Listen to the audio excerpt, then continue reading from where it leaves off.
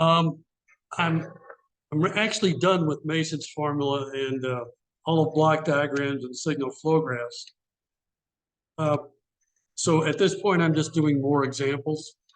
If you feel satisfied, you can just skip all this. But sometimes you need practice just finding the loops.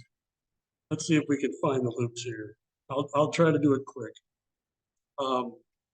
There's a loop, G1 minus H1. Here's another little loop, G3 minus H2. I've got this sort of bigger loop here, D1, D2, D3, down through minus H3, that's 3. I've got a similar one here, G4, 3, minus H3. I think I'm up to 4 now. Oh, and this little one here, that's 5. I think that's it. See, G1, H1, that's this guy here. G3H2, that's this guy here. 1, 2, 3, H3. That's this here. Okay. H4, that's just this little guy here. And then 4, 3, those are the 5 I had.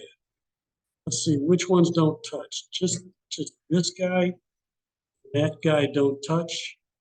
The forward pass are the one all the way through and the one that goes up G4. Both touch all loops. So let's see.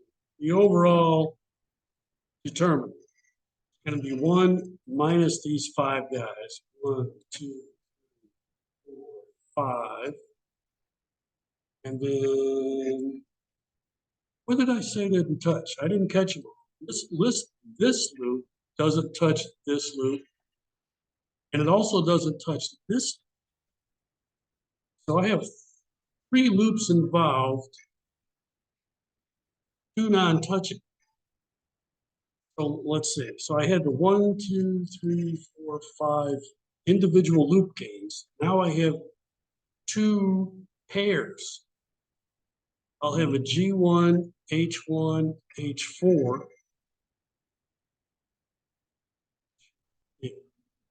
G1, H1, H4. That's this loop, this little loop. And the other one is this loop, G1, H1, with this loop, G3, H2. That's that. Okay, got it? These final 2 terms are the adding. You've got to be careful of signs. You have minus signs that cancel each other. But there's 2 pairs of non-touching loops. This guy and this guy, and this guy and this guy. Those are the 2 pairs. It involves 3 loops, but there's only 2 pairs. Let's see. How about another block diagram? Can we find all these loops? Let's see, G1, G2, H1. I've got G2, G, H2. Got this big loop, G1, G2, G3 times 1 here with a minus. What else do I have? G4 all the way through back. Did I have them all? Let's see if I have them all. Let's see. Got G1, G2, H1. Identified that. G2, G3, H2. Identified that. G1, G2, G3. Back through a minus 1 here. Just a G4. I think I had all those. Here's one I might not have had. Let's see. I'll start here. G2, H1, G4,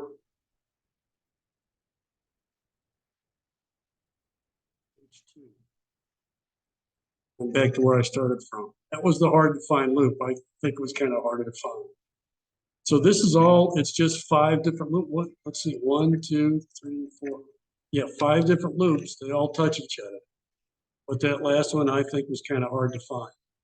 I don't really have a method for how to find the hard to find loops, other than start someplace, especially after each comparator, and see if you can get back to it without doubling over anything.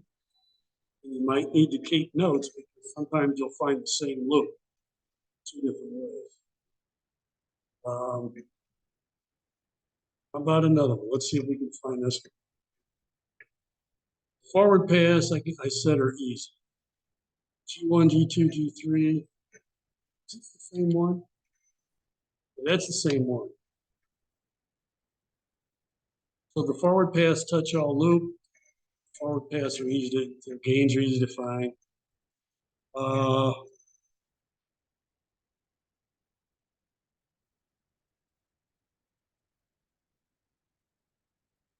Y over N. If I were interested in the transfer function from the noise to the output, what is it? Well, that path is just one, but it doesn't touch this loop back here, G1, G2, H1. So its little delta is 1 minus that, the G1, G2, H1 with a minus. So the minuses cancel, I get a plus. And it's the same overall determinant.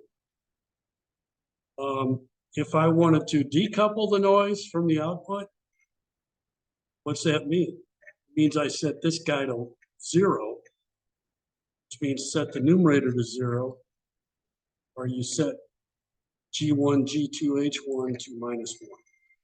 That's that decoupling business we talked about.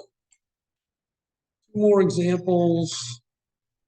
Just doing more examples. Let's see. Is this hard to find? Got that loop, G1, H1, G2, H2. That's fairly easy to find.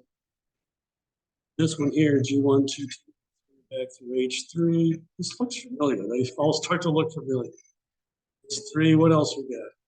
G4, G3, back through H3. Here, what about this? G4, H2, H1. Yeah.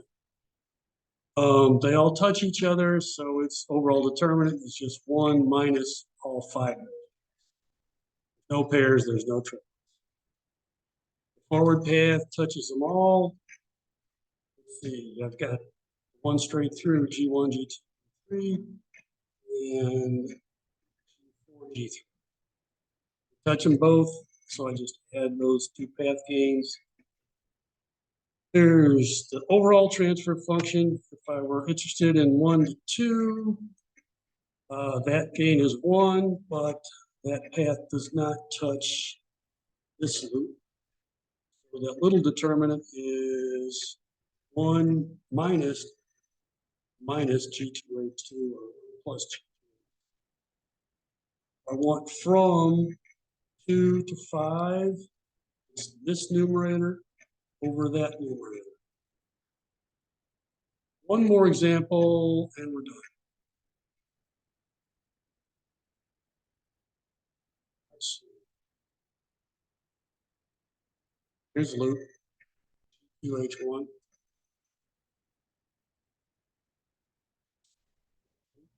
H2. Big loop. 1G2, G4, H3.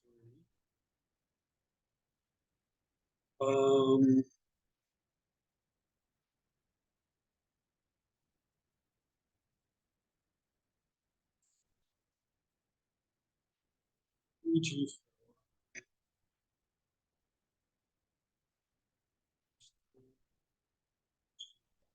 Kind of a weird loop.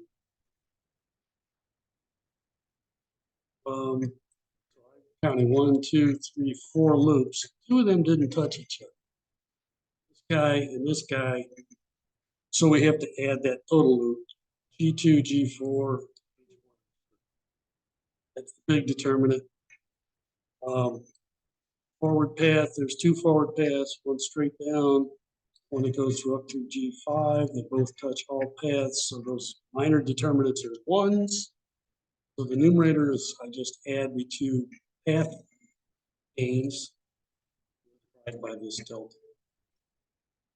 I want just y6.